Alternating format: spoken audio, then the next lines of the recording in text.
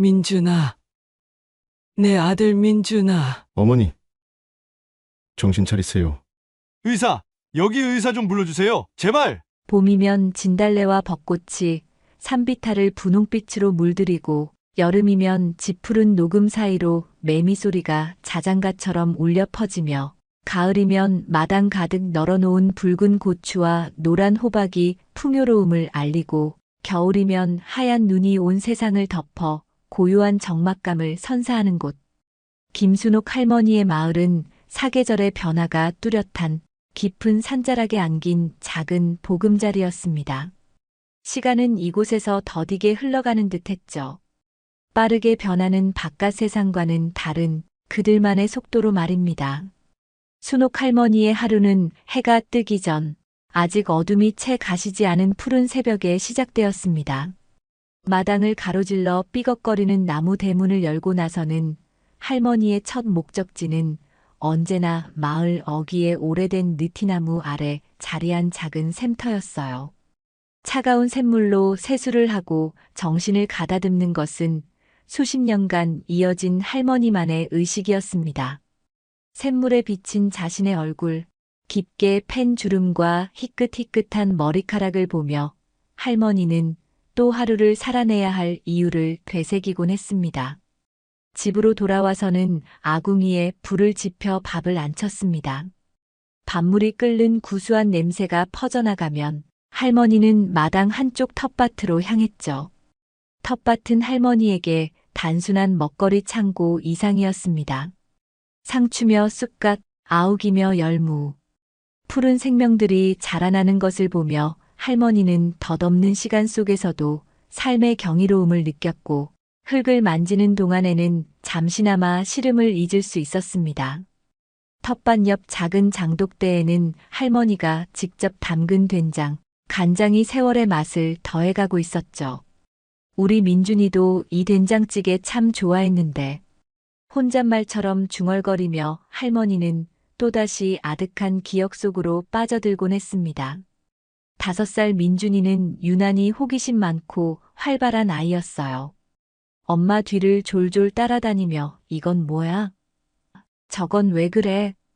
질문을 쏟아냈고 흙장난을 하다가 얼굴이며 옷에 온통 흙을 묻히기 일쑤였죠. 할머니는 그런 아들의 모습을 떠올리며 텃밭 고랑에 물을 주었습니다. 물뿌리개를 들고 서툰 솜씨로 물을 뿌리던 작은 손길. 엄마, 내가 도와줄게. 외치던 야무진 목소리가 마치 어제 일처럼 생생하게 느껴졌습니다. 아침 식사는 늘 혼자였습니다. 밥상 위에는 갓 지은 밥과 텃밭에서 난 채소로 만든 나물, 그리고 된장찌개가 전부였지만 할머니는 늘 민준이의 밥그릇과 수저를 함께 놓았습니다. 마치 아들이 금방이라도 문을 열고 들어와 엄마 배고파 하고 외칠 것처럼요. 그것은 30년 동안 이어진 할머니만의 간절한 바람이자 스스로를 지탱하는 작은 의식이었습니다. 오전에는 마을길을 따라 천천히 걷거나 이웃집 마실을 가기도 했습니다. 길 건너 박 할머니와는 텃밭 작물을 가지고 티격태격하면서도 서로에게 큰 의지가 되었고 마을 입구 작은 구멍가게 주인과는 날씨 이야기부터 시작해 세상 돌아가는 이야기까지 나누며 잠시 외로움을 달랬죠. 하지만 사람들 속에 섞여 웃고 이야기하는 동안에도 할머니의 마음 한구석에는 늘 민준이의 빈자리가 시리게 남아 있었습니다. 특히 또래 아이들이 할머니를 보며 안녕하세요. 씩씩하게 인사할 때면 우리 민준이도 저렇게 컸을 텐데 하는 생각에 가슴이 미어졌습니다. 집에 돌아오면 할머니는 민준이가 쓰던 작은 방으로 향했습니다. 방 안에는 아들이 가지고 놀던 낡은 나무 로봇, 색이 바랜 그림책 몇 권, 그리고 할머니가 직접 떠준 작은 조끼가 세월의 먼지를 안고 그대로 놓여 있었죠. 할머니는 빛바랜 사진 한 장을 조심스레 꺼내 들었습니다. 돌잔치 때 찍은 사진 속 색동 한복을 곱게 차려입고 환하게 웃는 민준이의 얼굴. 할머니는 그 작은 얼굴을 마르고 닳도록 쓸어보며 속삭였습니다. 민준아, 내 강아지. 어디서 무얼 하고 있을까? 엄마는 매일 여기서 너를 그린다. 눈가에 맺힌 눈물은 사진 위로 떨어지지 않도록 애써 참아내곤 했습니다. 남편이 세상을 떠난 뒤 홀로 남겨진 할머니에게 마을 사람들은 때로는 가족처럼, 때로는 친구처럼 힘이 되어 주었습니다. 명절이면 음식을 나눠 먹고, 김장철이면 함께 모여 김치를 담갔죠. 하지만 그 누구도 할머니의 가슴속 깊이 파인 슬픔의 골을 완전히 메워줄 수는 없었습니다. 밤이 깊어 모두가 잠든 시간, 할머니는 홀로 깨어 낡은 라디오에서 흘러나오는 노래를 듣거나 창밖의 달을 보며 민준이를 향한 그리움을 달랬습니다. 살아만 있어다오. 어디에 있든 부디 건강하게만 살아다오. 그것이 할머니의 유일한 기도였습니다. 30년이라는 시간은 모든 것을 무디게 만들 법도 했지만 아들을 향한 그리움만큼은 세월 속에서 더욱 또렷해지는 듯 했습니다. 그날 오후 할머니는 마루 끝에 걸터 앉아 따스한 봄볕을 쬐고 있었습니다. 꾸벅꾸벅 졸음이 밀려왔죠. 처마 밑에 매달아 놓은 풍경이 바람에 흔들리며 맑은 소리를 냈고 멀리서 들려오는 뻐꾸기 소리가 나른함을 더했습니다. 마을은 평화로웠고 하늘은 더없이 맑았습니다. 그 누구도 알지 못했습니다. 발밑에 돼지가 거대한 분노를 품고 있다는 것을, 그리고 곧 닥쳐올 끔찍한 재앙이 이 모든 평화를 송두리째 삼켜버릴 것이라는 사실을 말입니다. 마치 잔인한 운명의 장난처럼 마을은 마지막 숨을 고르고 있었습니다. 순간 세상이 뒤틀렸습니다. 평화로운 정적을 깨고 땅 밑 깊은 곳에서부터 시작된 불길한 진동은 순식간에 격렬한 몸부림으로 변했습니다. 우웅! 낮고 위협적인 소리와 함께 발밑의 땅이 널뛰듯 솟구쳤다 가라앉기를 반복했고 집 전체가 통째로 흔들리며 비명을 질렀습니다. 벽에 걸려있던 낡은 시계가 바닥으로 떨어져 유리 파편이 사방으로 튀었고 천장에서는 흙먼지가 비 오듯 쏟아져 내렸습니다. 아이고, 이게 무슨 일이래. 순옥 할머니는 본능적으로 마루 기둥을 붙잡았지만 몸을 가눌 수 없을 정도로 격렬한 흔들림에 속수무책이었습니다. 집이 좌우로 심하게 기울어지며 기둥이 뒤틀리고 벽이 갈라지는 소리가 공포심을 더욱 증폭시켰죠. 마치 거대한 짐승이 집을 통째로 집어삼키려는 듯 했습니다. 눈앞의 세상이 빙빙 돌았고 균형을 잃은 할머니는 마루 아래로 굴러떨어질 뻔한 순간 옆에 있던 오래된 뒤주 쪽으로 몸을 날렸습니다. 바로 그때였습니다. 콱과광 하는 굉음과 함께 집의 대들보가 무너져 내렸고 집 전체가 폭삭 주저앉았습니다. 할머니가 몸을 피했던 뒤주 위로 거대한 나무 기둥이 아슬아슬하게 걸쳐지면서 기적적으로 작은 삼각형 공간이 만들어졌습니다. 만약 조금이라도 늦었거나 다른 곳에 있었다면 그대로 압사했을지도 모를 아찔한 순간이었죠. 온몸을 짓누르는 압박감과 함께 숨막히는 흙먼지가 할머니의 입과 코를 틀어막았습니다. 칠흑 같은 어둠 속에서 할머니는 자신이 어디에 있는지, 무슨 일이 일어난 건지 제대로 파악할 수조차 없었죠. 사방에서는 끊임없이 무언가 부서지고 무너져 내리는 소리가 들려왔고 희미하게 사람들의 비명과 울부짖음이 뒤섞여 아비규환을 이루었습니다. 온몸의 뼈마디가 으스러지는 듯한 고통 속에서 할머니는 잠시 정신을 잃었습니다. 얼마나 시간이 흘렀을까요? 희미하게 정신을 차렸을 때 주변은 믿을 수 없을 만큼 고요했습니다. 지진은 멈춘 듯 했지만 그 짧은 순간이 남긴 것은 완전한 파괴와 적막뿐이었죠. 할머니는 부서진 대들보와 뒤주 사이에 끼인 채 옴짝달싹할 수 없었습니다. 왼쪽 다리에서는 날카로운 통증이 느껴졌고 숨을 쉴 때마다 가슴이 뻐근했습니다. 콜록, 콜록. 흙먼지를 뱉어내려 기침을 하자 폐부 깊숙한 곳까지 아려왔습니다. 목은 타는 듯이 말랐고 온몸에서는 힘이 빠져나가는 느낌이었습니다. 이대로 죽는 건가? 절망적인 생각이 스멀스멀 피어올랐습니다. 하지만 바로 그때 할머니의 뇌리를 강하게 스치는 이름이 있었습니다. 민준이, 내 아들, 살아야 한다. 어떻게든 살아서. 할머니는 가냘픈 목소리로 중얼거렸습니다. 민준이를 다시 만나겠다는 일념, 그것은 30년 동안 할머니를 살게 했던 이유였고, 지금 이 절체절명의 순간에도 꺼져가는 생명의 불씨를 되살리는 유일한 힘이었습니다. 할머니는 있는 힘을 다해 주변의 잔해를 밀어내기 시작했습니다. 하지만 부러진 석가래와 쏟아져 내린 흙더미는 노인의 힘으로는 역부족이었죠. 손톱이 부러지고 살같이 벗겨져 피가 흘렀지만 할머니는 포기하지 않았습니다. 고통 속에서도 끊임없이 민준이의 이름을 되뇌며 안간힘을 썼습니다. 시간이 얼마나 더 흘렀는지 알 수 없었습니다. 할머니의 의식이 다시 희미해지려 할 때쯤 잔해 더미 위쪽에서 희미한 빗줄기와 함께 사람의 목소리가 들려왔습니다. 거기 누구 있습니까? 괜찮으세요? 사람 살려. 여기 사람이. 할머니는 갈라진 목소리로 필사적으로 외쳤습니다. 빗줄기가 점점 가까워지는 것을 느끼며 할머니는 마지막 남은 힘을 쥐어짰습니다. 마침내 잔해 더미가 걷히고 흙먼지 투성이의 구조대원 얼굴이 나타났을 때 할머니는 안도감과 함께 다시 정신을 잃고 말았습니다.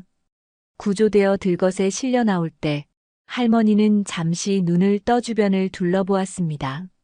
눈앞에 펼쳐진 광경은 차마 현실이라고 믿기 어려울 만큼 처참했습니다. 할머니가 평생 살아온 마을은 그 형체조차 알아볼 수 없을 정도로 완전히 파괴되어 있었습니다. 옹기종기 모여있던 집들은 폭격을 맞은 듯 납작하게 주저앉아 있었고 마을을 가로지르던 도로는 거대한 뱀처럼 갈라지고 뒤틀려 있었습니다. 푸르던 산은 곳곳이 무너져 흉측한 상처를 드러냈고 잿빛 먼지는 마치 죽음의 장막처럼 온 세상을 뒤덮고 있었죠. 여기저기서 피어오르는 연기와 매캐한 냄새, 희미하게 들려오는 신음소리가 뒤섞여 지옥도를 방불케 했습니다. 할머니는 할 말을 잃었습니다. 30년 전 민준이를 잃었던 홍수의 악몽보다 더 끔찍한 현실이 눈앞에 펼쳐져 있었습니다. 그때는 아들을 잃었지만 돌아갈 집이라도 있었는데 이제는 아들과의 추억이 깃든 마지막 보금자리마저 산산조각 나버린 것입니다. 수십 년을 붙들고 살아온 희망의 끈이 이번 지진으로 완전히 끊어져 버린 듯한 견딜 수 없는 절망감이 할머니의 온몸을 휘감았습니다. 들것 위에서 할머니는 텅 빈 눈으로 잿빛 하늘만 바라보며 소리 없이 눈물을 흘렸습니다. 들것에 실려 옮겨지는 동안 순옥 할머니의 눈은 초점 없이 무너진 마을 풍경을 훑었습니다. 코를 찌르는 매캐한 먼지 냄새, 여기저기서 희미하게 들려오는 신음소리, 구조대원들의 다급한 외침, 이 모든 것이 현실감을 잃게 만들었죠. 마치 악몽 속을 헤매는 듯 했습니다. 잿빛 하늘 아래 펼쳐진 처참한 광경은 할머니의 기억 저편에 묻어두었던 또 다른 비극의 날을 잔인하게 끄집어냈습니다. 30년 전 모든 것을 앗아갔던 그 끔찍한 홍수의 날. 기억은 마치 어제 일처럼 생생하게 되살아났습니다. 유난히 맑고 더웠던 그의 여름. 5살 민준이는 마당 평상에 앉아 할머니가 깎아주는 참외를 오물거리며 신이 나 있었죠. 엄마, 참외 또 주세요. 세상에서 참외가 제일 맛있어. 통통한 볼이 터질 듯 참외를 베어 물던 아들의 모습. 남편은 헛간에서 농기구를 손질하며 그런 모자를 보고 허허 웃고 있었습니다. 가난했지만 단란하고 행복했던 시절. 할머니에게는 세상 그 무엇과도 바꿀 수 없는 소중한 시간이었습니다. 하지만 그 평화는 오래가지 못했습니다. 며칠 동안 쉬지 않고 폭우가 쏟아졌고 마을 앞을 흐르던 개울은 금방이라도 넘칠 듯 위태롭게 불어났습니다. 어른들은 불안한 눈빛으로 하늘과 개울을 번갈아 보며 낮은 목소리로 쑥덕거렸죠. 이러다 큰일 나는 거 아닌가 몰라. 설마 여태 이런 적 없었잖여. 막연한 불안감 속에서도 마을 사람들은 애써 서로를 다독였습니다. 사달이 난 것은 읍내장에 다녀오던 날 오후였습니다. 비가 잠시 잦아든 틈을 타 할머니는 민준이의 작은 고무신을 새로 사주고 남편이 좋아하는 막걸리를 받아올 요량으로 길을 나섰습니다. 민준이는 새 신발을 사준다는 말에 신이나 엄마 손을 잡고 아장아장 걸었죠. 장터에서 할머니는 민준이에게 좋아하는 꽈배기를 사 먹이고 알록달록한 바람개비도 하나 사주었습니다. 바람개비를 손에 들고 신나게 돌리며 웃던 아들의 얼굴이 눈앞에 선합니다. 마을 어귀에 거의 다다랐을 때였습니다. 갑자기 산 쪽에서 우르르 쾅쾅 하는 천지를 뒤흔드는 굉음이 들려왔습니다. 동시에 산비탈의 흙과 나무들이 거대한 파도처럼 마을을 향해 쏟아져 내렸고 미친 듯이 불어난 개울물은 순식간에 둑을 넘어 마을을 덮쳤습니다. 야! 사람 살려! 사람들의 비명과 함께 흙탕물이 온 세상을 집어삼켰습니다. 민준아, 정신 똑바로 차려야 혀. 할머니는 민준이를 품에 꼭 끌어안고 본능적으로 높은 곳을 찾아 달렸습니다.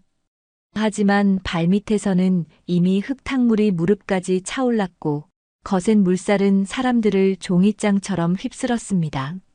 할머니는 민준이를 놓칠세라 안간힘을 썼지만 어디선가 떠내려온 커다란 통나무가 할머니의 옆구리를 강타했습니다. 악! 비명과 함께 할머니는 균형을 잃었고 그 순간 품에 안겨있던 민준이가 미끄러지듯 빠져나가며 세찬 물살 속으로 빨려 들어갔습니다. 안 돼! 민준아! 할머니는 필사적으로 손을 뻗었지만 아들의 작은 손은 야속하게 할머니의 손가락 사이를 빠져나갔습니다. 엄마!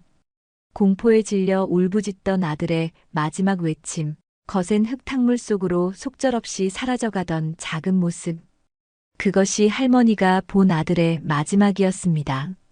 찰나의 순간 세상이 무너져 내리는 듯한 고통과 절망이 할머니를 덮쳤습니다.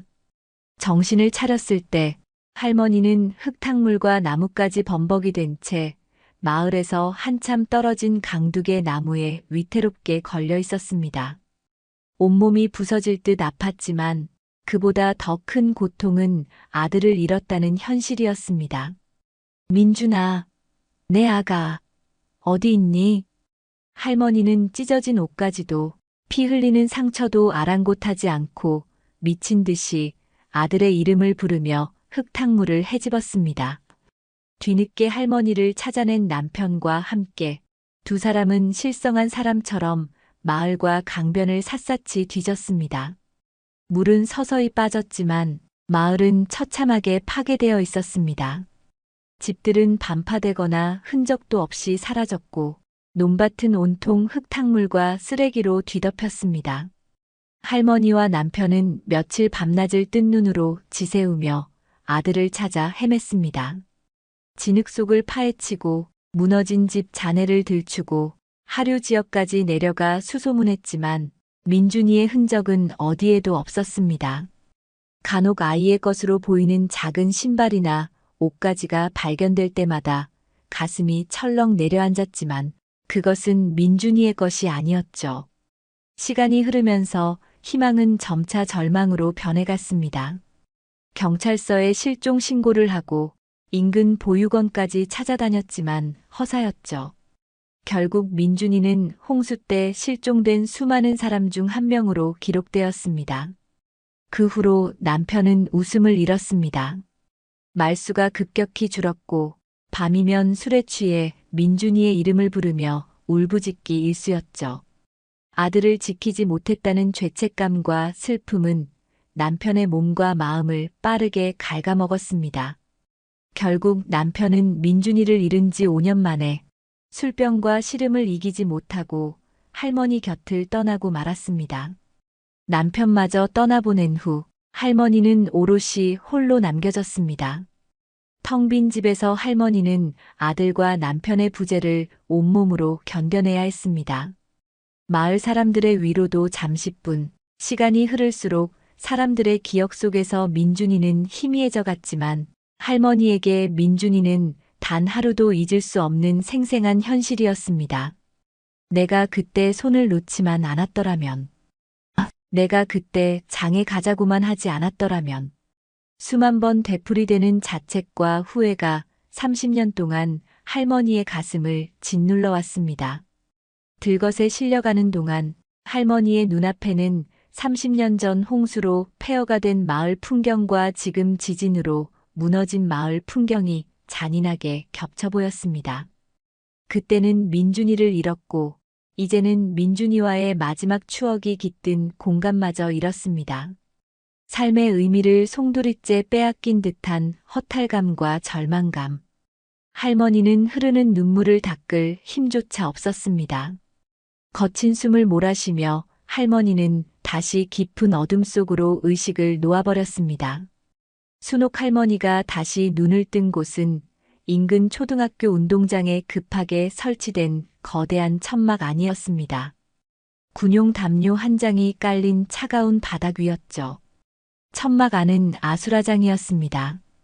부상을 입고 고통스럽게 신음하는 사람들, 넋나간 표정으로 허공을 응시하는 사람들, 가족의 생사를 알지 못해 울부짖는 사람들, 앞으로 어떻게 살아가야 할지 막막함에 망연자실한 사람들, 인간이 겪을 수 있는 모든 종류의 슬픔과 절망이 그곳에 응축되어 있는 듯 했습니다. 의료진과 자원봉사자들이 분주하게 움직이며 부상자들을 돌보고 구호품을 나눠주고 있었지만 그들의 노력만으로는 이 거대한 재난 앞에 속수무책으로 보였습니다. 여기저기서 들려오는 통곡 소리와 아이들의 울음소리, 불안과 공포에 찬 목소리들이 뒤섞여 천막 안은 마치 거대한 통곡의 벽처럼 느껴졌죠. 할머니는 구조대원이 건네준 담요를 어깨까지 끌어 덮었지만 온몸으로 스며드는 한기와 절망감은 가시지 않았습니다. 가슴을 짓누르는 통증은 갈비뼈에 금이라도 간 듯했고 왼쪽 다리는 욱신거리며 제대로 움직이기조차 힘들었죠. 하지만 육체적인 고통보다 더 견디기 힘든 것은 마음의 황폐함이었습니다. 결국 이렇게 끝나는구나. 민준이도 못 만나고. 할머니는 눈을 감았습니다. 눈을 감아도 눈앞에는 잿더미로 변한 마을 풍경과 30년 전 흙탕물 속으로 사라지던 아들의 모습이 번갈아 떠올랐습니다. 살아남았다는 사실이 오히려 더 큰 형벌처럼 느껴졌죠. 모든 것을 잃어버린 이 폐허 속에서 홀로 살아남아 무엇을 할 수 있을까? 희망을 품고 기다릴 이유조차 사라져버린 지금, 삶은 그저 무의미한 짐처럼 느껴졌습니다. 시간이 얼마나 흘렀을까? 누군가 할머니 곁으로 다가와 물통과 빵 한 조각을 내밀었습니다. 앳된 얼굴의 여학생 자원봉사자였죠. 할머니, 뭐라도 좀 드세요. 기운 차리셔야 해요. 할머니는 힘없이 고개를 저었습니다. 아무것도 넘길 기분이 아니었죠. 목구멍까지 슬픔이 차올라 숨쉬는 것조차 버거웠습니다.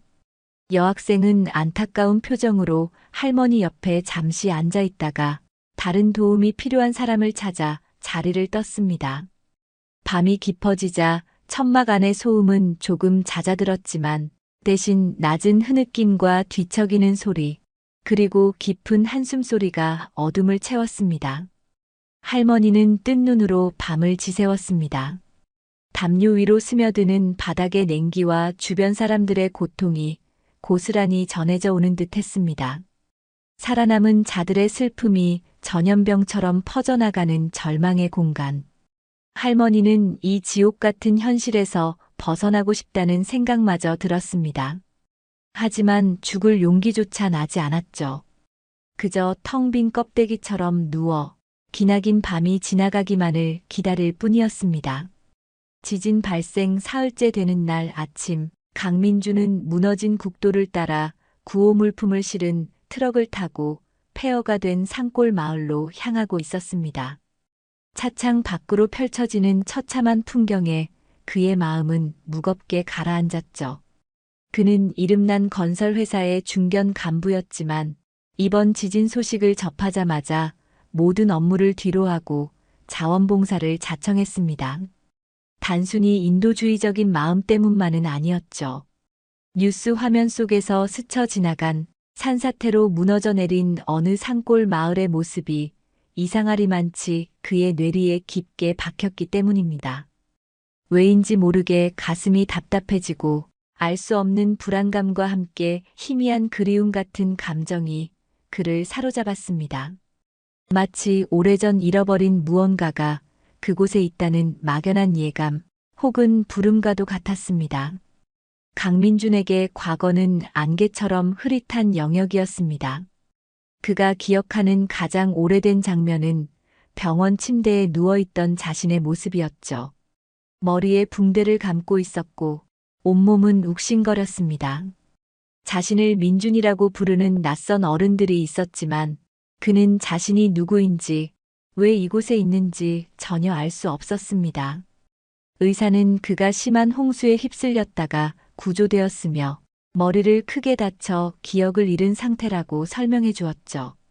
그의 소지품은 아무것도 없었고 이름이나 나이, 가족에 대해 떠올리려 애썼지만 머릿속은 텅 빈 것처럼 느껴졌습니다.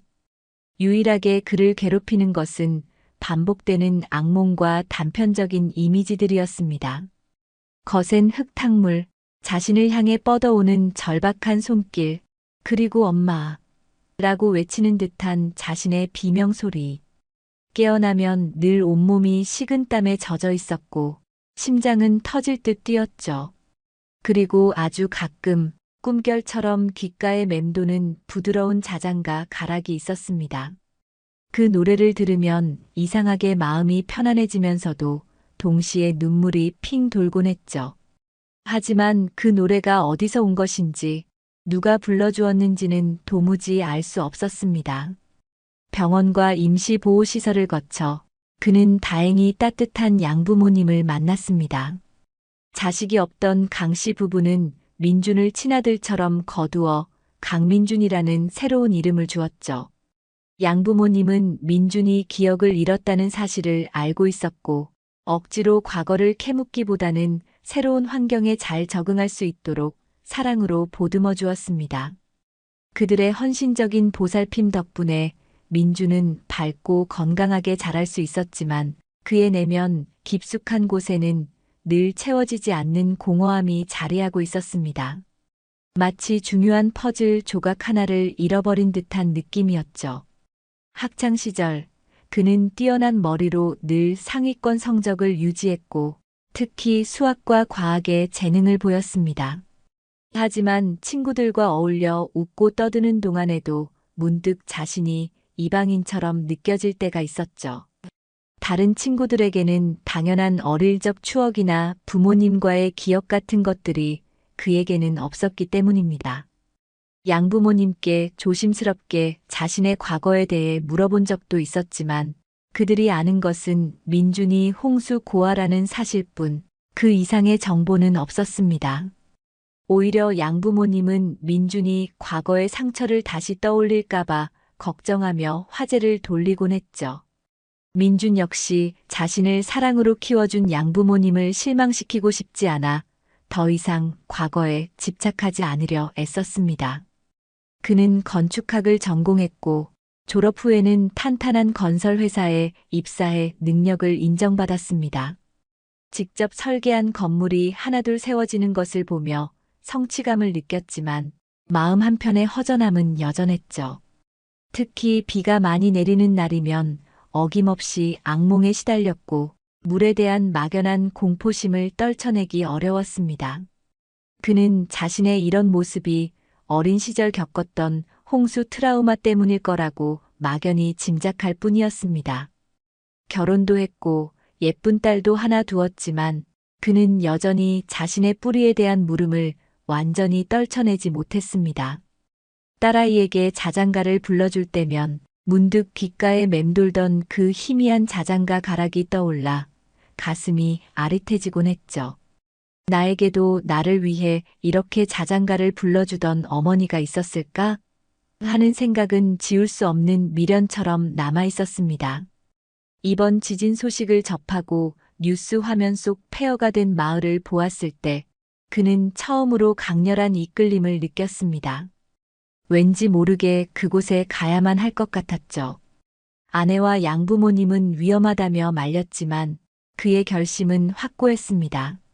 자신의 건축 지식이 조금이라도 도움이 될 수 있다면 기꺼이 힘을 보태고 싶다는 표면적인 이유 외에도 어쩌면 그곳에서 잃어버린 자신의 조각을 찾을 수 있을지도 모른다는 설명할 수 없는 강한 예감이 그를 움직였습니다. 마침내 민준이 탄 트럭이 목적지에 도착했습니다. 트럭에서 내린 그의 눈앞에는 처참하게 무너져 내린 마을의 잔해가 펼쳐졌습니다. TV 화면으로 본 것보다 훨씬 더 심각한 상황이었죠.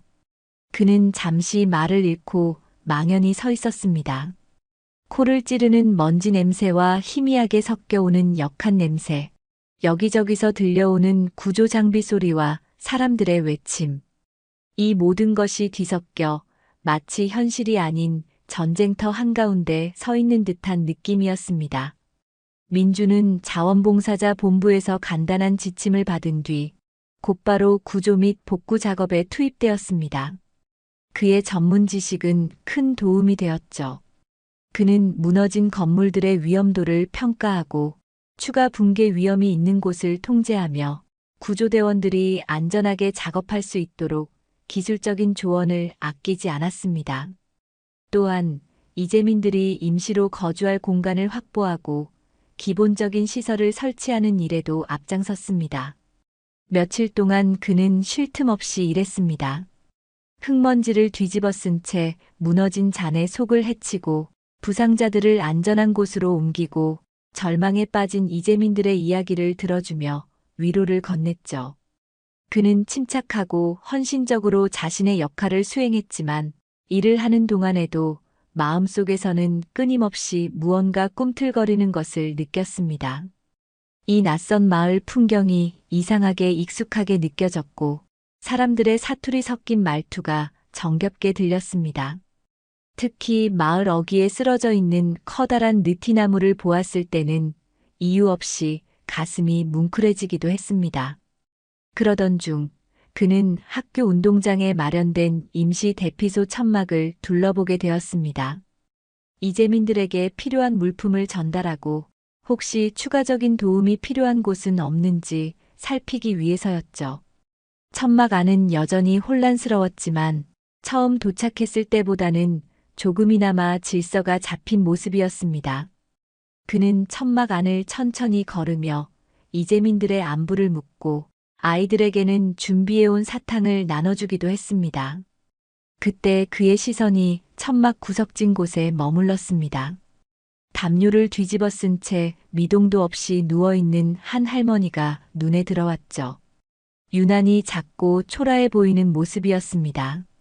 할머니는 깊은 절망에 빠진 듯 주변의 소란스러움에도 아랑곳하지 않고 허공만 응시하고 있었죠. 민주는 잠시 망설이다가 할머니에게 다가가려 했습니다. 혹시 도움이 필요한 것은 아닌지, 식사는 제대로 했는지 묻고 싶었죠. 하지만 바로 그 순간 다른 자원봉사자가 급하게 민준을 불렀습니다. 추가 구호품이 도착했으니 함께 옮겨야 한다는 것이었죠. 민주는 잠시 할머니 쪽을 바라보다가 발걸음을 돌려 천막 밖으로 향했습니다. 나중에 다시 와서 살펴봐야겠다. 그는 그렇게 생각하며 바쁜 걸음을 옮겼습니다. 그는 알지 못했습니다. 자신이 방금 무심코 지나친 그 초라한 할머니가 바로 30년 동안 그의 마음속 깊은 곳에서 희미한 자장가 가락으로 남아있던, 그토록 애타게 찾아 헤매던 자신의 친어머니라는 사실을 말입니다. 운명의 끈은 마침내 한 공간에서 교차했지만 아직 서로를 알아보지 못한 채 아슬아슬하게 스쳐 지나가고 있었습니다. 시간은 더디게 흘러갔지만 임시 대피소의 고통은 줄어들지 않았습니다. 순옥 할머니는 날이 갈수록 쇠약해졌죠. 지진의 충격과 모든 것을 잃었다는 절망감은 노인의 몸과 마음을 빠르게 잠식해 들어갔습니다. 할머니는 자원봉사자들이 가져다주는 음식에 거의 손을 대지 않았고 물 몇 모금으로 간신히 버티는 날이 많았습니다. 밤에는 깊은 잠을 이루지 못하고 얕은 잠과 악몽 사이를 오갔습니다. 꿈속에서는 끊임없이 30년 전의 흙탕물과 이번 지진의 잿빛 먼지가 뒤섞여 나타나 할머니를 괴롭혔죠. 낮 동안에는 대부분 담요를 뒤집어 쓴 채 누워 허공만 응시했습니다. 때로는 알아들을 수 없는 말로 중얼거리기도 하고 희미하게 잊혀진 노래의 한 소절을 읊조리기도 했죠. 주변 사람들은 할머니가 충격으로 정신을 놓은 것이라 수군거리거나 안타까운 눈빛으로 바라볼 뿐이었습니다. 처음 할머니에게 물을 건넸던 다리를 다친 젊은 여자가 이따금 할머니 곁에 와서 말을 걸거나 물수건으로 얼굴을 닦아주기도 했지만 할머니는 별다른 반응을 보이지 않았습니다. 마치 세상과 완전히 담을 쌓은 사람처럼 보였죠. 의료봉사팀의 의사가 할머니를 진찰하고는 탈수와 영양실조가 심각하며 정신적인 충격으로 인한 우울 증세도 심각하다고 진단했습니다. 이대로 두면 위험할 수 있으니 병원으로 옮기는 것이 좋겠다는 의견이었지만 지금과 같은 비상 상황에서 할머니를 돌볼 가족도 연고도 없어 보이는 터라 이마저도 쉽지 않은 결정이었습니다. 할머니 자신도 외부의 도움을 완강히 거부하는 듯 보였기에 봉사자들은 그저 안타까운 마음으로 지켜볼 수밖에 없었죠. 강민주는 여전히 헌신적으로 구조 및 복구 작업에 매진했습니다. 그의 건축 지식은 임시주거시설을 마련하고 안전 점검을 하는데 큰 도움이 되었고 차분하고 성실한 태도는 다른 자원봉사자들과 이재민들에게 신뢰감을 주었죠. 하지만 바쁜 일정 속에서도 그의 마음속에는 설명할 수 없는 파문이 계속 일고 있었습니다. 특히 학교 운동장의 임시 대피소에 들를 때면 그는 자신도 모르게 천막 구석진 곳으로 시선이 향하는 것을 느꼈습니다. 그곳에는 늘 담요를 뒤집어 쓴 채 미동도 없는 그 작은 할머니가 있었죠. 처음 무심코 지나쳤던 이후로도 몇 번이나 마주쳤지만 다가가 말을 걸 타이밍을 놓치거나 다른 급한 일로 발길을 돌려야 했습니다. 하지만 이상하게도 그 할머니의 모습이 계속해서 민준의 뇌리에 남았습니다. 연민 때문일 수도 있었지만 그 이상의 무언가가 있는 듯 했죠. 때로는 할머니의 옆모습에서 혹은 힘없이 늘어뜨린 손에서 아주 희미하지만 익숙한 느낌을 받기도 했습니다. 마치 오래된 사진첩 속 빛바랜 사진을 보는 듯한 아련함이었습니다. 그리고 또 한 가지 민준을 혼란스럽게 하는 것은 점점 더 선명하게 귓가에 맴도는 그 자장가 가락이었습니다. 병원에서 깨어난 이후로 아주 가끔 꿈결처럼 들려오던 그 선율이 이곳에 온 뒤로는 이상할 정도로 자주 떠올랐습니다. 특히 대피소 근처에 있을 때 더욱 그랬죠. 마치 누군가 바로 곁에서 불러주는 것처럼 느껴질 때도 있었습니다. 혹시 어릴 적 여기서 이 노래를 들었던 걸까? 그는 자신의 잃어버린 기억과 이 마을이 어떤 연관이 있을지도 모른다는 생각을 어렴풋이 하기 시작했습니다. 하루는 민준이 식사 배급을 돕고 있을 때였습니다. 그는 죽그릇을 들고 천막 안을 돌며 거동이 불편한 노인들에게 직접 가져다 주고 있었죠. 마침내 그는 구석 자리에 누워있는 순옥 할머니 앞에 섰습니다. 어르신, 식사하셔야지요. 민주는 최대한 부드러운 목소리로 말을 건네며 죽 그릇을 내밀었습니다. 할머니는 천천히 고개를 돌려 민준을 바라보았습니다. 초점 없는 눈동자가 잠시 민준의 얼굴에 머물렀지만 이내 다시 허공으로 향했죠. 할머니는 아무런 대답도 반응도 없었습니다. 민준은 잠시 망설이다가 할머니 머리맡에 죽그릇을 조심스럽게 내려놓았습니다. 그리고는 무의식적으로 할머니가 덮고 있는 담요를 어깨까지 잘 여며주었죠. 그 순간 그의 손끝에 닿은 할머니의 가녀린 어깨가 아주 희미하게 떨리는 것을 느꼈습니다. 또한 어디선가 맡아본 듯한 희미한 향기가 느껴지는 것도 같았습니다. 오래된 장롱 속에서 나는 듯한 혹은 햇볕에 잘 마른 빨래에서 나는 듯한 아주 희미하고 아련한 향기였습니다. 민주는 알 수 없는 감정에 잠시 그 자리에 서 있다가 다른 사람들을 위해 다시 발걸음을 옮겼습니다. 그가 돌아선 뒤 할머니의 감긴 눈꺼풀 사이로 눈물 한 방울이 조용히 흘러내렸다는 것을 그는 알지 못했습니다. 30년 만에 아들의 온기가 바로 곁에 있었지만 서로를 알아보지 못하는 잔인한 현실 속에서 할머니의 희미해져가는 의식 속에 아주 작은 파문이 일고 있었습니다. 며칠이 더 흘렀습니다. 순옥 할머니의 상태는 점점 더 나빠졌습니다. 이제는 물조차 제대로 넘기지 못했고 열까지 오르기 시작했죠. 의사는 당장 수액이라도 맞아야 한다고 했지만 할머니는 약한 손길로나마 계속해서 거부 의사를 표시했습니다. 할머니는 거의 대부분의 시간을 몽롱한 상태로 보냈습니다. 의식이 희미해질 때면 현실과 과거, 꿈이 뒤섞여 나타났습니다. 어느 날 오후 할머니는 열에 들떠 얕은 잠결에 빠져 있었습니다. 꿈속에서 할머니는 젊은 시절로 돌아가 있었죠. 마루에 앉아 5살 민준이를 무릎에 뉘이고 자장가를 불러주고 있었습니다. 자장 우리 아가. 잘도 잔다 우리 아가. 할머니의 입술이 저절로 움직이며 아주 희미하게 하지만 분명한 가락으로 자장가를 흥얼거리기 시작했습니다. 아주 가늘고 갈라진 목소리였지만 그 속에는 깊은 사랑과 슬픔이 담겨 있었습니다.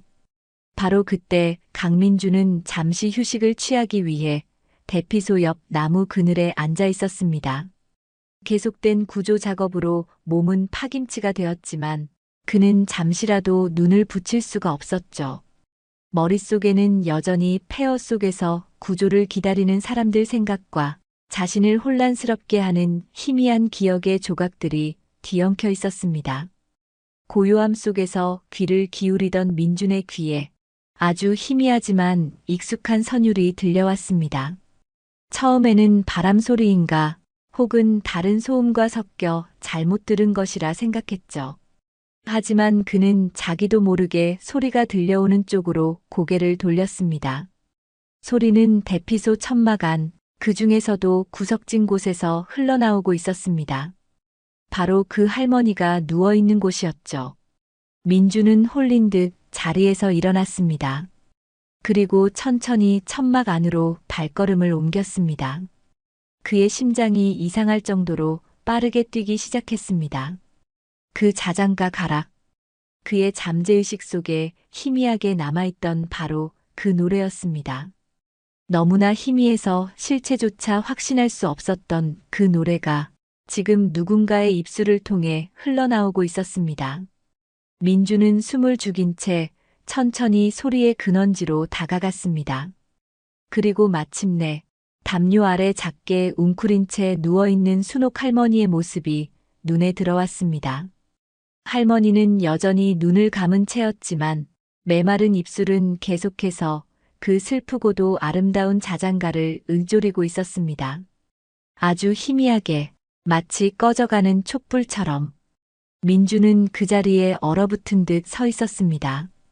그의 온몸에 소름이 돋았고 머릿속에서는 잊고 있었던 혹은 잃어버렸던 무언가가 격렬하게 요동치기 시작했습니다.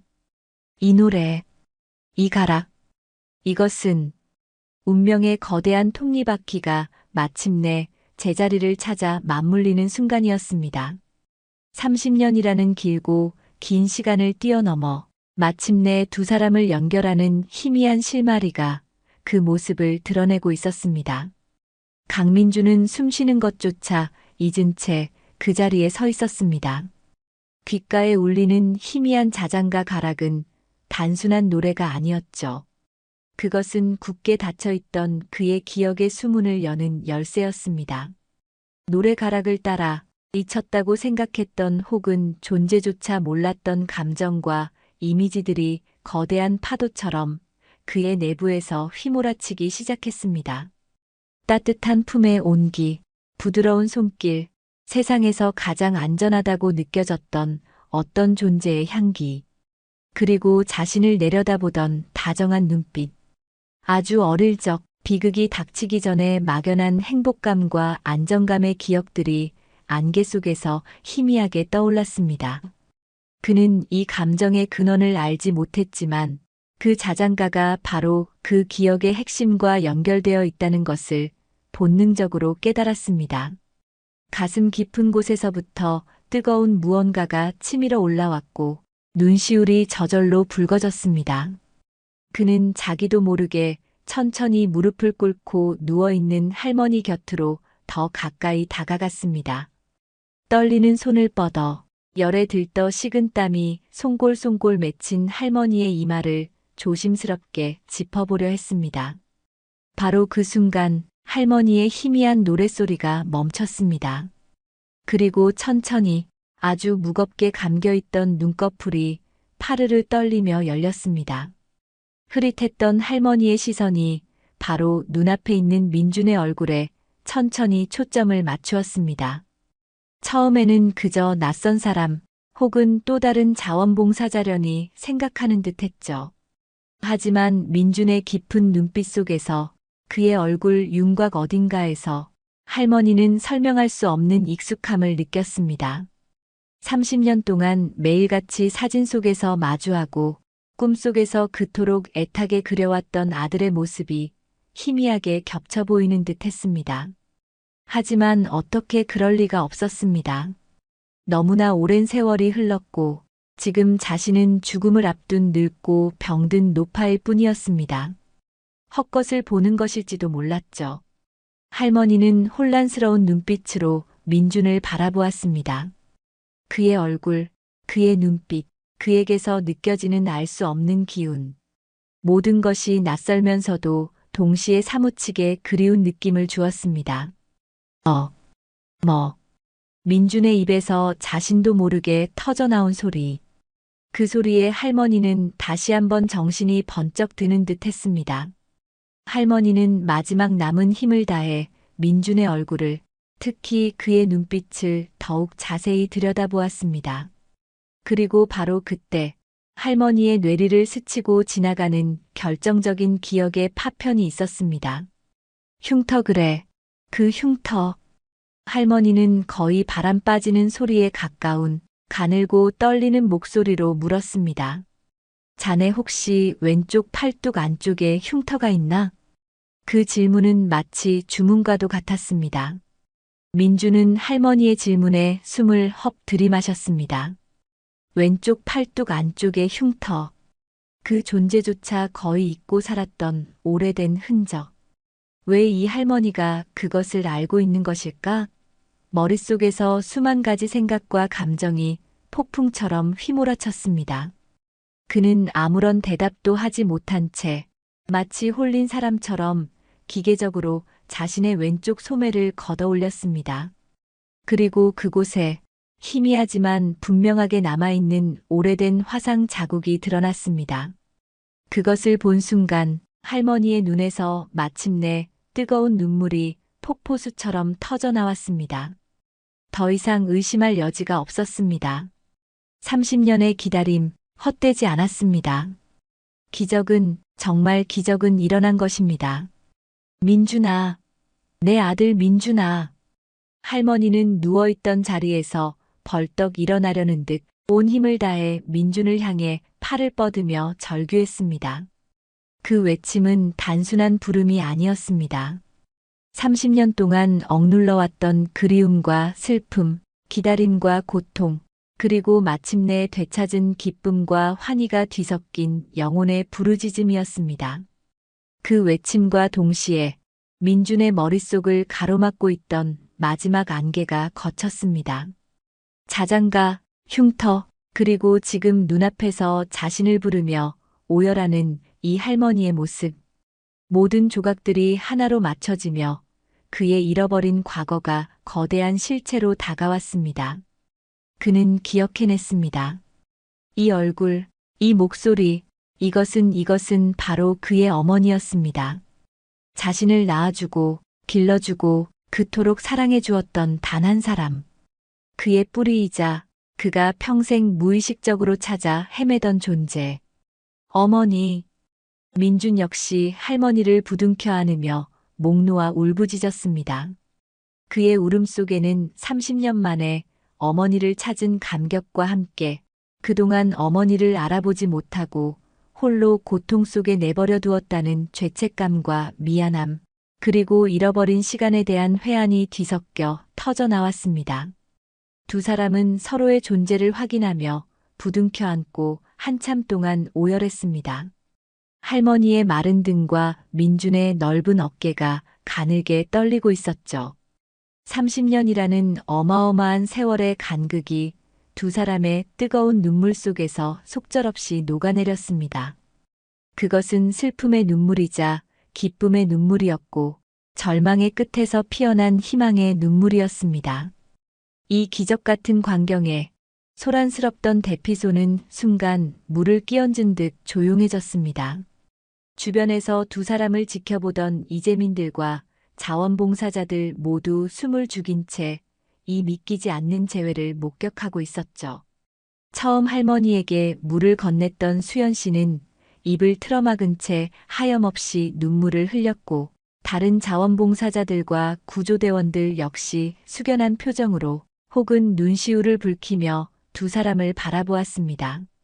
지진으로 모든 것을 잃은 절망의 땅 위에서 인간의 사랑과 인연이 만들어낸 이 눈부신 기적은 그 자리에 있던 모든 이들의 얼어붙었던 가슴을 녹이는 뜨거운 감동을 선사했습니다. 한참을 울던 민주는 문득 어머니의 몸이 불덩이처럼 뜨겁다는 것을 깨달았습니다. 할머니는 오랜 세약과 극도의 흥분으로 거의 탈진 상태였죠. 어머니, 정신 차리세요. 의사, 여기 의사 좀 불러주세요. 제발. 민주는 다급하게 외치며 어머니를 더욱 꽉 끌어안았습니다. 이제 막 되찾은 어머니를 이대로 잃을 수는 없다는 절박함이 그의 온몸을 휘감았습니다. 그의 외침에 주변 사람들이 부산하게 움직이기 시작했고 곧 의료진이 달려왔습니다. 민주는 어머니의 손을 꼭 잡은 채 잠시도 곁을 떠나지 않았습니다. 그의 눈에서는 여전히 눈물이 흐르고 있었지만 그 눈빛 속에는 30년 만에 되찾은 어머니를 반드시 지켜내겠다는 강한 의지가 번뜩이고 있었습니다. 의료진이 할머니에게 응급처치를 하는 동안 민주는 할머니의 귀에 대고 속삭였습니다. 어머니, 괜찮아요. 제가 있잖아요. 이제 괜찮아요. 제가 민준이가 왔어요, 어머니. 할머니는 희미하게 눈을 떠 아들을 바라보며 메마른 입술로 힘겹게 미소를 지어 보였습니다. 그 미소는 30년의 기다림과 고통을 보상받기에 충분한 세상에서 가장 아름다운 기적이었습니다. 의료진의 발 빠른 응급처치 덕분에 순옥 할머니는 다행히 고비를 넘겼습니다. 심한 탈수와 영양실조, 그리고 고열 증세가 있었지만 수액과 영양제를 맞으며 조금씩 안정을 되찾기 시작했죠. 민준과 다른 자원봉사자들의 도움으로 할머니는 대피소 구석에 조금 더 조용하고 안정된 곳으로 자리를 옮길 수 있었습니다. 민준은 잠시도 어머니 곁을 떠나지 않았습니다. 그는 밤에는 어머니 손을 꼭 잡고 곁에서 뜬 눈으로 지새웠고 낮에는 손수 죽을 쑤어 조금씩 떠먹여드리며 살뜰히 보살폈습니다. 어머니를 되찾았다는 기쁨과 안도감도 잠시. 민준의 마음은 복잡했습니다. 어머니가 겪었을 30년의 고독과 고통을 생각하면 가슴이 미어졌고 자신을 이토록 애타게 기다리고 있었다는 사실을 까맣게 모르고 살아왔다는 죄책감이 무겁게 그를 짓눌렀습니다. 하지만 그는 그런 감정을 애써 누르며 오직 어머니를 돌보는 데만 집중했습니다. 지금은 어머니가 기력을 되찾는 것이 무엇보다 중요했으니까요. 며칠이 지나고 순옥 할머니는 희미하게나마 말문을 열 기력을 찾았습니다. 민주는 어머니가 힘들어할까봐 섣불리 지난 세월에 대해 묻지 않았지만 할머니는 먼저 아들에게 자신의 이야기를 들려주고 싶어 했습니다. 민준아. 할머니는 링거를 맡고 있는 마른 손으로 아들의 손을 힘겹게 잡았습니다. 내 아들. 엄마는 내가 꼭 살아있을 거라고 믿었다. 할머니의 목소리는 여전히 가늘고 떨렸지만 그 속에는 30년을 버티게 한 강인한 모정이 담겨 있었습니다. 할머니는 천천히 하지만 또렷하게 지난 30년의 이야기를 풀어놓기 시작했습니다. 민준이를 잃고 남편마저 세상을 떠난 뒤 홀로 남겨진 막막함과 슬픔. 하지만 혹시라도 아들이 돌아올까봐 차마 마을을 떠나지 못하고 낡은 집을 지키며 살았던 세월. 시장 좌판에서 나무를 팔아 겨우 생계를 이어가면서도 민준이가 좋아했던 음식을 보면 아들 생각에 목이 메었던 날들. 밤이면 아들의 낡은 사진을 붙잡고 눈물로 지새웠던 수많은 밤. 그리고 이번 지진으로 모든 것이 무너져 내렸을 때 마지막 희망마저 잃었다고 생각했던 절망의 순간까지. 할머니의 이야기는 담담했지만 그 속에는 한 여인이 감내해야 했던 기나긴 고통과 사무치는 그리움이 고스란히 녹아 있었습니다. 민주는 어머니의 주름진 손을 더욱 꽉 잡은 채 흐르는 눈물을 참지 못하고 고개를 떨궜습니다. 어머니가 홀로 견뎌야 했던 그 외롭고 힘겨웠던 시간을 이제야 알게 되었다는 사실이 그의 가슴을 더욱 아프게 찔렀습니다. 미안해요, 어머니. 정말 미안해요. 민주는 목이 메어 제대로 말을 잇지 못했습니다. 아니다, 아가. 내가 무사히 살아 돌아와 준 것만으로도 엄마는 모든 걸 다 보상받았다. 내 잘못이 아니야. 절대로. 할머니는 오히려 아들을 위로하며 그의 눈물을 닦아주려 애썼습니다. 이번에는 민준이 자신의 이야기를 할 차례였습니다. 그는 어머니가 충격을 받을까 조심스러웠지만 솔직하게 자신의 지난 30년을 이야기했습니다. 홍수 때 기억을 잃고 구조된 과정, 병원과 보호시설에서의 혼란스러웠던 시간, 그리고 자신을 친아들처럼 거두어 사랑으로 키워준 양부모님 이야기까지. 그는 자신의 지갑에서 빛바랜 가족사진 한 장을 꺼내 보여주었습니다. 자신을 안고 환하게 웃고 있는 양부모님의 모습이었죠. 순옥 할머니는 사진 속에 인자해 보이는 부부의 모습을 물끄러미 바라보았습니다. 아들이 혼자가 아니었다는 사실, 좋은 사람들의 보살핌 속에서 잘 자라주었다는 사실의 안도감과 함께 깊은 감사함을 느꼈습니다. 물론 아들을 직접 키우지 못했다는 아쉬움과 슬픔이 왜 없었겠어요. 하지만 그보다는 아들이 겪었을 혼란과 외로움 속에서도 훌륭하게 성장해 준 것에 대한 대견함과 고마움이 더 컸습니다. 고마운 분들이구나. 내게 새로운 삶을 주신 분들이니 엄마도 정말 감사하다. 할머니는 진심을 담아 말했습니다. 그 말에 민주는 또다시 울컥하며 어머니의 깊은 마음을 느낄 수 있었습니다. 민주는 또한 비록 기억은 잃었지만 마음 한구석에 늘 남아있던 공허함과 뿌리에 대한 막연한 그리움, 그리고 이번 지진 현장으로 자신을 이끌었던 설명할 수 없는 감정들에 대해서도 털어놓았습니다. 특히 귓가에 맴돌던 자장가 가락에 대한 이야기를 할 때 두 사람은 서로의 눈을 바라보며 다시 한번 눈물을 글썽였습니다. 그 희미한 선율이 바로 30년 동안 끊어지지 않았던 모자의 끈이었음을 확인하는 순간이었죠. 그날 저녁 민주는 양부모님께 다시 전화를 걸었습니다. 이번에는 어머니 순옥 할머니가 곁에 함께 있었죠. 민주는 스피커폰으로 양어머니와 통화를 연결했습니다. 어머니, 저 민준이에요. 여기 제 어머니도 옆에 계세요. 전화기 너머의 양어머니 목소리는 떨리고 있었습니다. 아이고, 민준아. 사부인.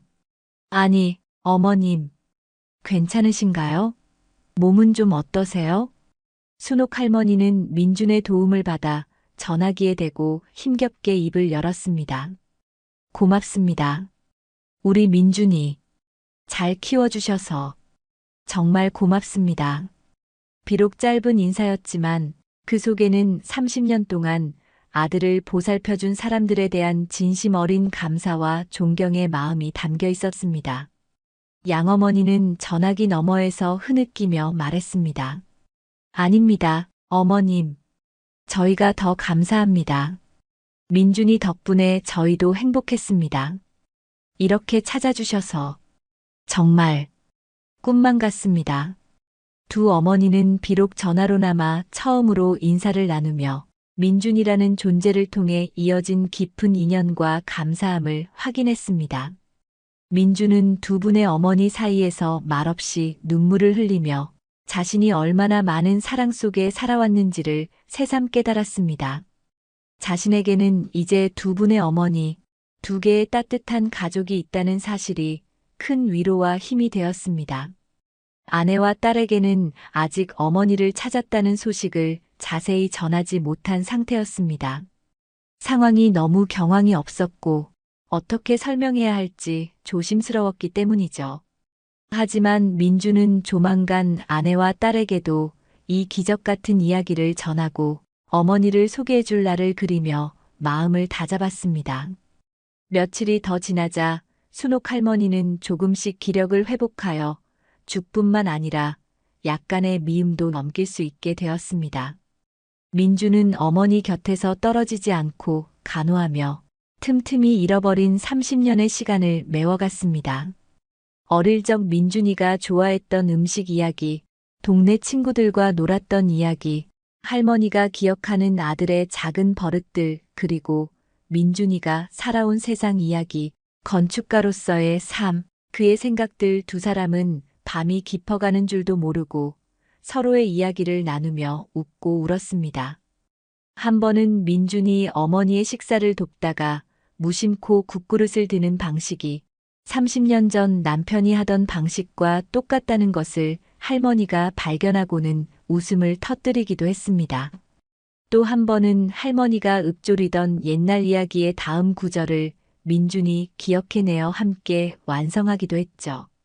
그런 작은 순간들이 쌓여가면서 30년이라는 물리적인 시간의 간극은 조금씩 희미해지고 그 자리에는 서로를 향한 깊은 이해와 애틋한 사랑이 더욱 단단하게 자리 잡기 시작했습니다. 대피소의 다른 사람들도 두 모자의 변화를 지켜보며 함께 기뻐하고 응원해 주었습니다. 어떤 이는 자신이 아껴두었던 간식을 할머니에게 건네기도 하고 어떤 이는 민준에게 다가와 격려의 말을 전하기도 했죠. 절망 속에서 피어난 기적은 두 사람뿐만 아니라 재난으로 고통받는 공동체 전체에 잔잔하지만 강력한 희망의 메시지를 전파하고 있었습니다. 순옥 할머니의 기력이 어느 정도 회복되고 두 사람이 임시 거처 한쪽에 마련된 작은 공간에서 도란도란 이야기를 나누던 어느 날 오후였습니다. 갑자기 땅이 다시 한번 크게 요동쳤습니다. 쿵 하는 소리와 함께 천막 기둥이 흔들리고 선반 위의 물건들이 바닥으로 떨어졌습니다. 강력한 여진이었죠. 어머니. 민주는 본능적으로 어머니를 감싸 안았습니다. 순옥 할머니 역시 공포에 질려 아들의 품을 파고들었죠. 대피소 안은 순식간에 아수라장이 되었습니다. 사람들의 비명과 아이들의 울음소리가 뒤섞여 터져나왔고 모두 공포에 질려 어쩔 줄 몰라 했습니다. 30년 전 홍수의 공포와 며칠 전 겪었던 지진의 악몽이 동시에 되살아나는 듯 했습니다. 하지만 이번에는 혼자가 아니었습니다. 순옥 할머니는 아들의 단단한 팔 안에서, 민주는 어머니의 떨리는 몸을 감싸 안으며 서로의 존재를 확인했습니다. 두려움 속에서도 서로에게 의지하며 거친 숨을 몰아쉬었죠. 짧지만 강렬했던 여진이 멈추고 주변이 잠잠해졌을 때 두 사람은 서로의 얼굴을 마주 보았습니다. 할머니의 눈에는 여전히 공포가 남아 있었지만 그 속에는 이전과는 다른 아들과 함께 있기에 느낄 수 있는 안도감이 함께 서려 있었습니다. 민준 역시 어머니의 무사함을 확인하고는 안도의 한숨을 내쉬었습니다. 괜찮으세요, 어머니? 괜찮다, 내가 있어서 괜찮아. 여진은 또 다른 공포를 안겨주었지만 역설적이게도 두 사람의 마음은 더욱 단단하게 이어지는 계기가 되었습니다. 함께 재난을 겪고 서로를 지켜주면서 말로는 다 표현할 수 없는 깊은 유대감이 형성된 것입니다. 그들은 이제 어떤 어려움이 닥쳐도 함께 헤쳐나갈 수 있다는 믿음을 갖게 되었습니다. 어느 정도 상황이 안정되고 민주는 마침내 아내와 딸에게 어머니를 찾았다는 소식을 전하기로 결심했습니다. 그는 아내에게 먼저 영상통화를 걸어 조심스럽게 이야기를 꺼냈습니다. 지진 현장의 참상과 자원봉사 활동, 그리고 기적적으로 잃어버렸던 친어머니를 만나게 된 과정까지. 민준의 이야기를 듣는 아내의 얼굴에는 놀라움과 안타까움, 그리고 남편에 대한 걱정과 안도가 교차했습니다.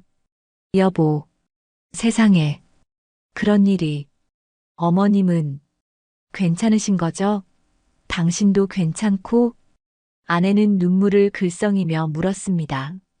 응, 나는 괜찮아. 어머니도 많이 편찮으셨는데 지금은 조금씩 회복하고 계셔. 정말, 정말 다행이에요. 어머님, 꼭 뵙고 싶어요. 우리 예은이 할머니잖아요. 아내는 진심으로 기뻐하며 민준을 지지해 주었습니다. 민준은 그런 아내에게 깊은 고마움을 느꼈습니다. 다음 날, 민준은 아내, 그리고 올해 초등학교에 들어간 딸 예은이와 영상 통화를 하며 순옥 할머니를 소개해 드렸습니다. 순옥 할머니는 화면 속에 나타난 예쁘장한 손녀와 인자해 보이는 며느리의 모습에 감격의 말을 잇지 못했습니다. 30년 만에 찾은 아들에게 이렇게 예쁜 가족이 있다는 사실이 꿈만 같았죠. 할머니, 안녕하세요. 저는 강혜은이에요. 화면 속 예은이가 씩씩하게 인사하자 할머니의 눈에서는 참았던 눈물이 주르륵 흘러내렸습니다. 아이고, 내 강아지. 이렇게 예쁠 수가. 어머님, 예은이가 할머니 뵙고 싶다고 노래를 불렀어요. 조만간 꼭 찾아뵐게요. 몸조리 잘하고 계세요. 며느리가 따뜻하게 인사를 건넸습니다. 비록 화면 너머의 만남이었지만 세 사람의 마음은 진심으로 이어졌습니다. 순옥 할머니는 손녀와 며느리의 존재를 통해 자신이 더 이상 외롭지 않다는 것, 그리고 앞으로 함께 만들어갈 새로운 가족의 미래가 있다는 사실에 큰 위안과 기쁨을 얻었습니다. 민준 역시 두 어머니와 아내, 딸까지 자신을 둘러싼 사랑하는 가족들의 존재를 확인하며 마음의 평화를 되찾아갔습니다. 그의 얼굴에는 오랜 시간 그늘져 있던 어둠이 걷히고 따뜻한 미소가 번지기 시작했습니다. 순옥 할머니의 건강이 어느 정도 회복되자 민주는 어머니와 함께 조심스럽게 무너진 집터를 찾아가 보기로 했습니다. 마을로 향하는 길은 여전히 황량했지만 두 사람의 발걸음은 이전처럼 무겁지만은 않았습니다. 서로의 손을 꼭 잡고 천천히 옛집이 있던 자리로 향했죠. 집터는 형체도 없이 사라져 있었습니다. 어릴 적 민준이가 키를 재던 마당의 감나무는 뿌리째 뽑혀 쓰러져 있었고 할머니가 애지중지 가꾸던 장독대는 산산조각 나 있었죠. 30년 동안 민준이를 기다리며 할머니가 홀로 지켜온 공간, 그들의 추억이 깃든 마지막 장소는 이제 황량한 폐허일 뿐이었습니다. 순옥 할머니는 무너진 집터를 바라보며 잠시 눈을 감았습니다. 이곳에 얽힌 수많은 기억들이 파노라마처럼 스쳐 지나갔습니다. 아들의 웃음소리, 남편의 헛기침 소리, 소박했지만 행복했던 날들. 그리고 아들을 잃고 홀로 견뎌야 했던 기나긴 외로움과 슬픔까지. 할머니는 조용히 눈물을 흘렸습니다. 하지만 그 눈물은 이전의 절망적인 눈물과는 달랐습니다. 과거를 떠나보내는, 그리고 새로운 시작을 다짐하는 정화의 눈물이었죠. 민주는 말없이 어머니의 어깨를 감싸 안았습니다. 그는 어머니의 마음을 충분히 이해할 수 있었죠. 그리고 그는 무너진 집터 한가운데 서서 어머니에게 약속했습니다. 어머니, 너무 슬퍼하지 마세요. 이곳에, 우리가 함께 살았던 이 땅 위에 제가 다시 집을 지을게요. 크고 화려하진 않아도 어머니와 제가, 그리고 우리 가족 모두가 함께 웃으며 살아갈 수 있는 따뜻하고 안전한 집을요. 제가 약속할게요. 민준의 목소리에는 흔들림 없는 의지가 담겨 있었습니다. 할머니는 눈물 젖은 눈으로 아들을 바라보며 희미하게 고개를 끄덕였습니다. 폐허 위에 서서 두 사람은 사라진 과거를 애도하는 동시에 함께 만들어갈 미래를 조용히 그리기 시작했습니다. 두 사람은 더 이상 슬픔에만 잠겨 있지 않았습니다. 임시 거처로 돌아와 마을 공동체의 일원으로 다시 힘을 보태기 시작했죠. 민주는 자신의 전문성을 살려 임시주택 단지의 설계와 건축 과정에 적극적으로 참여했습니다. 그는 이재민들의 의견을 경청하며 더 안전하고 편리한 주거 환경을 만들기 위해 밤낮으로 노력했죠. 그의 진심 어린 노력은 다른 사람들에게도 긍정적인 영향을 주었습니다. 순옥 할머니 역시 가만히 있지 않았습니다.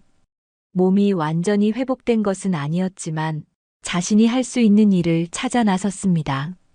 대피소나 임시주택을 돌며 홀로 계신 노인들의 말벗이 되어주고 부모를 잃거나 충격에 빠진 아이들에게 다가가 따뜻하게 안아주며 옛날 이야기를 들려주었죠.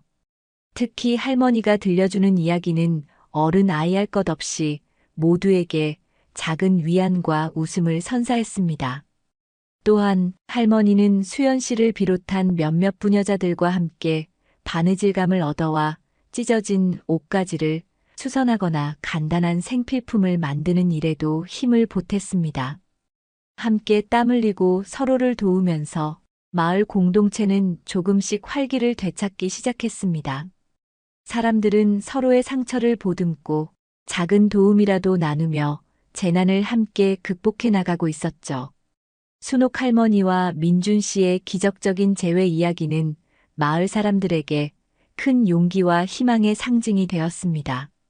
절망 속에서도 희망은 피어날 수 있다는 것, 그리고 인간의 사랑과 연대는 그 어떤 재난보다 강하다는 것을 보여주는 살아있는 증거였기 때문입니다. 어느덧 시간이 흘러 임시주택에서의 생활도 안정을 찾아갈 무렵이었습니다. 저녁 식사를 마치고 민주는 어머니 앞에 작은 스케치북을 펼쳐 보였습니다. 그곳에는 민준이 직접 그린 작고 아담한 집의 설계도가 그려져 있었죠. 어머니, 보세요. 우리 집이에요. 방 2개의 작은 거실, 그리고 어머니가 좋아하시는 텃밭을 가꿀 수 있는 마당도 만들 거예요.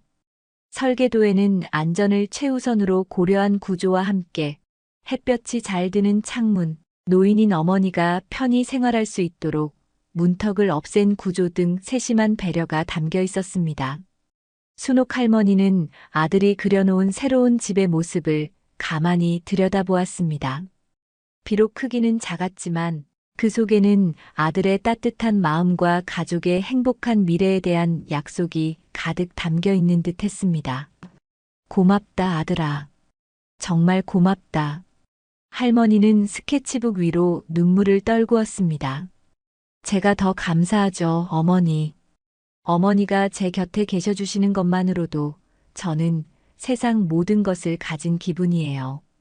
두 사람은 마주보며 환하게 웃었습니다. 밤하늘에는 별들이 총총히 떠 있었고 멀리 보이는 산 능선 위로는 희망을 상징하듯 둥근 달이 떠오르고 있었습니다. 비록 아직 갈 길은 멀고 지진의 상처는 깊게 남아 있었지만 두 사람의 마음 속에는 그 어떤 어려움도 이겨낼 수 있는 사랑과 용기, 그리고 함께 만들어갈 미래에 대한 따뜻한 희망이 가득 차 있었습니다. 폐허 속에서 피어난 기적은 이제 새로운 삶의 시작을 알리는 축복의 불빛이 되어 두 모자의 앞날을 환히 비추고 있었습니다.